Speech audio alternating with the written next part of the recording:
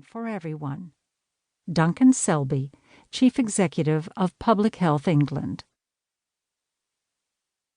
Introduction.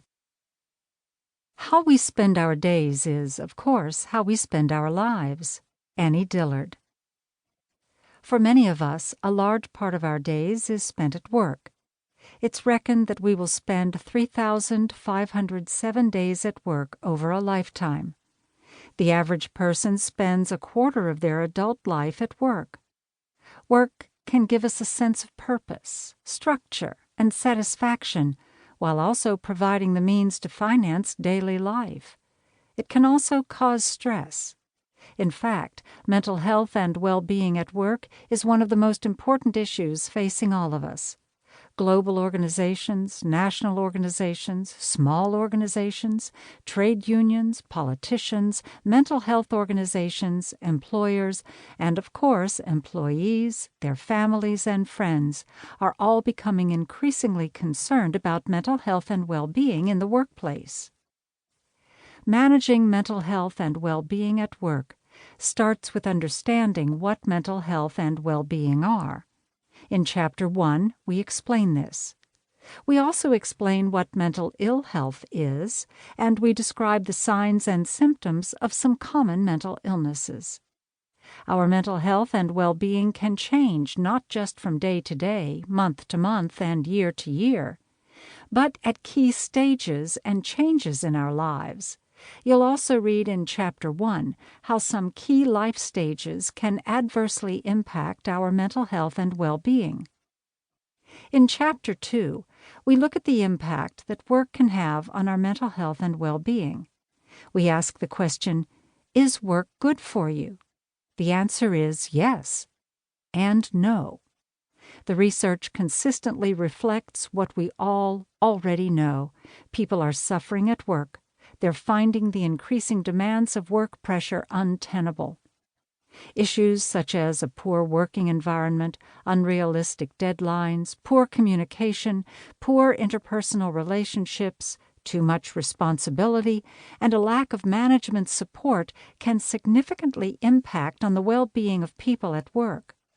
People get stressed, especially if they're also dealing with difficulties and problems outside of work. People get stressed when they feel overwhelmed or unable to cope as a result of pressures and demands that are unmanageable, when they feel they have little control over a situation. It doesn't have to be this way. In recent years, there's been plenty of interest and research telling us how to turn things around. In 2017, for example, an independent review, Thriving at Work, led by mental health campaigner Lord Dennis Stevenson and Paul Farmer, Chief Executive at Mind and Chair of the NHS Mental Health Task Force. Thriving at Work sets out a framework of core standards that all UK employers, it suggests, no matter what their size or the industry in which they operate, can implement to address workplace well-being and mental health. In Chapter 3, we explain how organizations and managers at all levels can implement some of the recommendations made in the Thriving at Work review. You'll read how to assess, improve, and maintain well-being in the workplace. In other words, how to be a good place to work. Of course, it's not all down to organizations and their leaders to up their game. There's a lot that individual employees can do to develop their own well-being and resilience. Chapter 4 has a wealth of practical advice and suggestions that can help individuals to, amongst other things, have a healthy work-life balance, manage stress at work, create positive relationships with colleagues, and look after their physical health at work.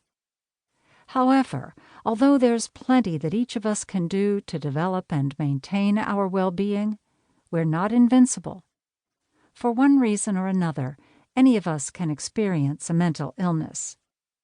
In Chapter 5, we look at how best to manage at work if you have been or are currently unwell. We explain the importance of identifying what could trigger a downturn, what you can do to help yourself to be well, and what to do in a crisis. Throughout this chapter and the previous one, we emphasize